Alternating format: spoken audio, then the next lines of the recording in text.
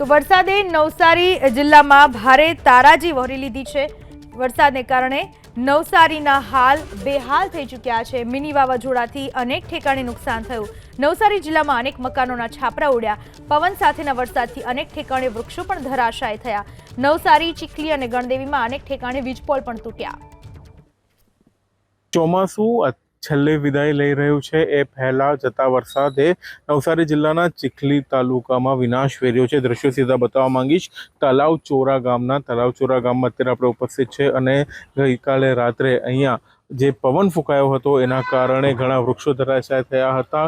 ઘણા ઘરોના છાપરા ઉડી ગયા હતા અને સાથે જ મકાન ઉપર લગાવવામાં આવેલ સોલાર પેનલ પણ ઉડી ગઈ હતી। જે દ્રશ્યો દેખાય છે અત્યારે પણ આ મકાનના ઘણા ખરા એવા મકાનો છે કે ત્યાં અત્યારે પણ જે લોકો જે છે એ પોતાનું ઘર વકરી જે છે જ્યાં નુકસાન થયું હતું એ અત્યારે સાફ સફાઈમાં જોતરાયા છે। ખાસ કરીને આ મકાન જે છે એના છાપરા ઉડી ગયું છે અને મકાન ઉપર વૃક્ષ પડ્યું હતું જેના કારણે મોટું નુકસાન થયું છે। ખાસ કરીને આ ઘરના અત્યારે આપણે દ્રશ્યો જોઈ રહ્યા છે।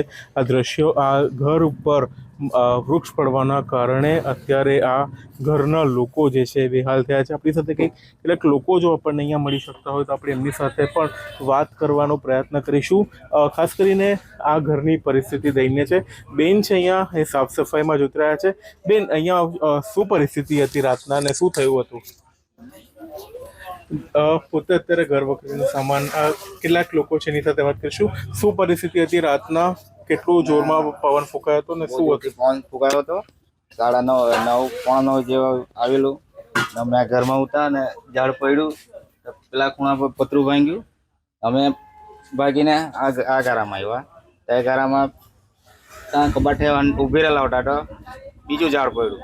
આ બધું તોડી નાખ્યું ને અમે પછાડી ભાગી ગયા। આખી રાત ક્યાં તમે વિતાવી? કેવી રીતે વિતાવી આખી રાત? મેં સાસરે જતો રહ્યો છોકરા લોકોને સાથે લઈને।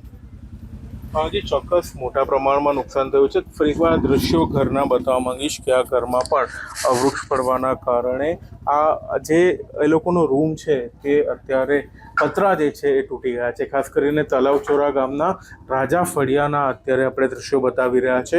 લોકો રાતના પોતાના સંબંધીઓ અને પોતાના જે પરિજનો છે એના ઘરે જવા માટે મજબૂર બન્યા હતા।